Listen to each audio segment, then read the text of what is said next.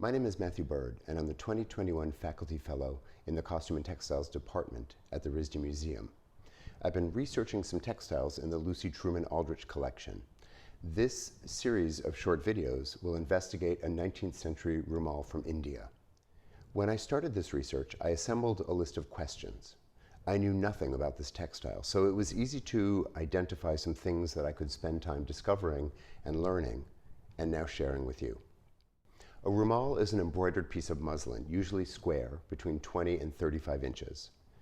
Rumals were used to cover an offering or a gift to help elevate its importance.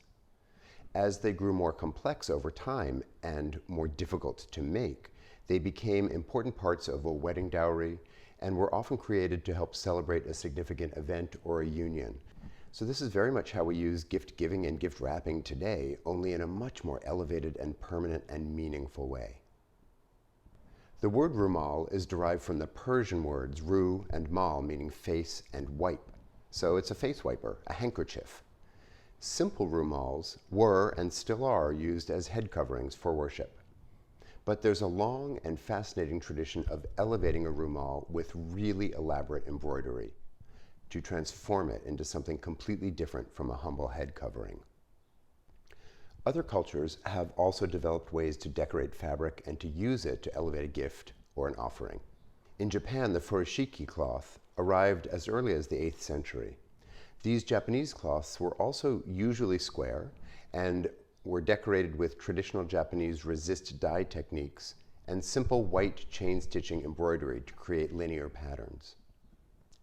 The Korean Bojagi or Bojagi might be as old as the 6th century, although the remaining examples we have in museum collections only go back a few hundred years.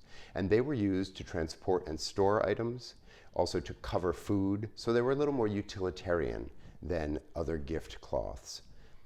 And they were usually patchwork. The patterns are bold and really modern. They're usually made of silk or cotton. But the Indian rumal really elevates the concept and the execution of a gift cloth. The quality of embroidery and the fineness of the base fabric make rumals unlike any other gift cloth. They were rendered precious not through the use of luxury materials, but through care and craftsmanship and skill. Rumals were used to cover wedding gifts and religious offerings. They were hung behind statues of deities, and they were an important part of a bride's trousseau.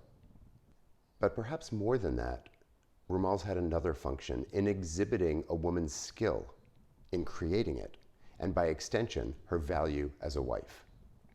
The embroidery stitch used in a rumal is the daruka tanka, or a double satin stitch, which creates the image on both the front and the back of the cloth, which requires extraordinary precision.